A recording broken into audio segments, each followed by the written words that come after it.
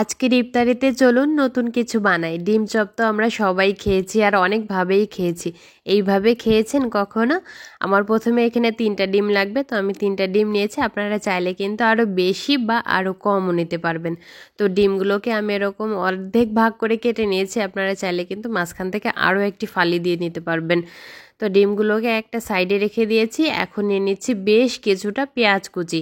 পেঁয়াজ কুচিটা একটু বেশি করেই লাগবে আর একটু মিহি কুচি লাগবে, মানে আমি যেভাবে কুচিয়েছি দেখতে পাচ্ছেন ঠিক সেরকমভাবেই কুচাতে হবে, খুব বেশি মোটা হলে কিন্তু হবে না। তো যাই হোক, পেঁয়াজ কুচি নিয়ে তার উপরে দিয়ে দিচ্ছি কাঁচামরিচ। আমি 2 রকমের কাঁচামরিচ দিয়েছি, 1 রকমের দিলেই হবে। এখানে ভাজা জিরা গুঁড়া, গরম মশলা গুঁড়া, তারপরে মরিচের গুঁড়া, সামান্য হলুদের গুঁড়া, স্বাদ মতো লবণ সব কিছু দিয়ে দিয়েছি। তারপর এখানে দিচ্ছি 2 চা চামচের মতো চালের গুঁড়ো, 2 চা চামচের মতো বেসন।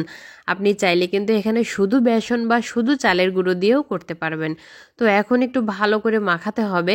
যখন দেখবেন এরকম একটু শুকনা শুকনা ভাব আপনারা, তখন এখানে 1 চা চামচের মতো একটু পানি অ্যাড করবেন। পানি অ্যাড করলেই দেখবেন এরকম একটু মাখানো মাখানো ডো তৈরি হয়ে গেছে।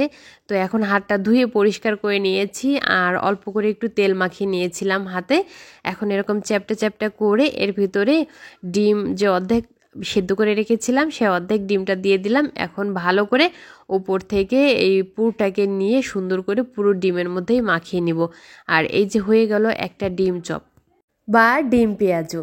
সবগুলো একইভাবে আমি তৈরি করে নিয়েছি। এখন কড়াইতে তেল গরম করতে দিয়েছিলাম। তেলটা যখন মিডিয়াম গরম হয়েছে তখন আমি এই ডিম পেঁয়াজগুলো এর ভিতরে দিয়ে দিয়েছি। আর এখন উল্টিয়ে পাল্টিয়ে সুন্দর করে একটু ভেজে নেওয়ার পালা।